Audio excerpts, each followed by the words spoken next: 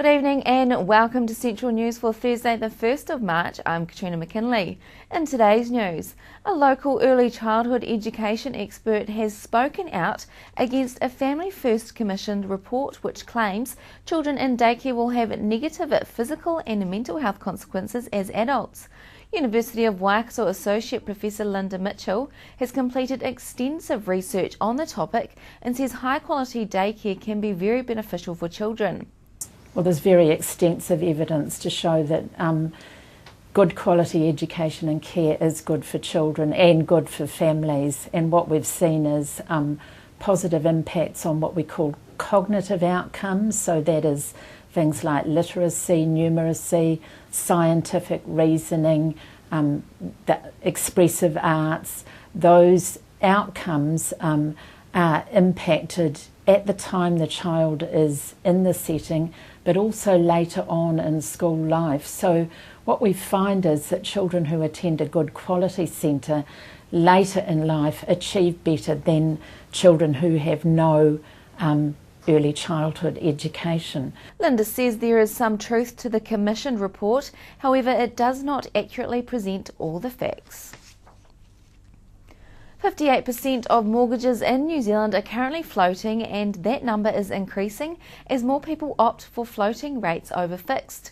Deloitte accounting advisor, partner and Central News financial expert Doug Wilson says there are some tips available no matter what mortgage you decide on.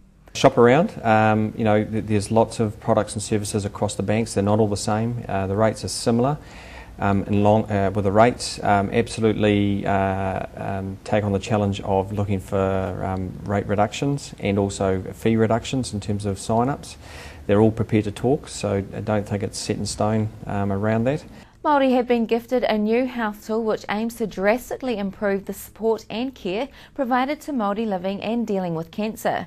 Waikato District Health Board Midland Cancer Network Inequalities Manager Rawari Blundell says the program Kia ora e te iwi will be hugely beneficial as Māori approach healthcare differently.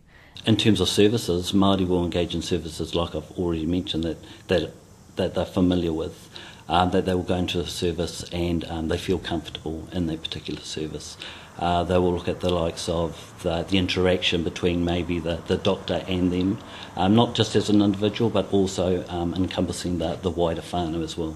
The scientists who found remnants of the pink and white terraces under Lake Rotomahana are going back to unearth more information about the geothermal system that created them. In a 10-day project starting this month, the scientists will build on the information they gathered last year by first remapping the lakebed at a higher resolution than the map they compiled last year. Project leader Cornel de Ronde of GNS Science says as well as finding out more about the lake's extensive geothermal systems, he hopes to get clearer images of the remnants of the pink and white terraces. Well, time to check out the region's weather. You may have woken to rain this morning, but it did clear by mid-morning. But the weather is not looking good for the weekend, so if you haven't made a trip to the DVD store already, it may be a good idea, as tomorrow both regions become cloudy, which then turns to rain. Hamilton, you are heading for a high of 21 and 13. Tauranga, you get down to 15 tonight and up to 22 tomorrow. Coming up after the break, Kasia hears from Sink or Swim, who feel they have a future in Hamilton. Council thinks otherwise.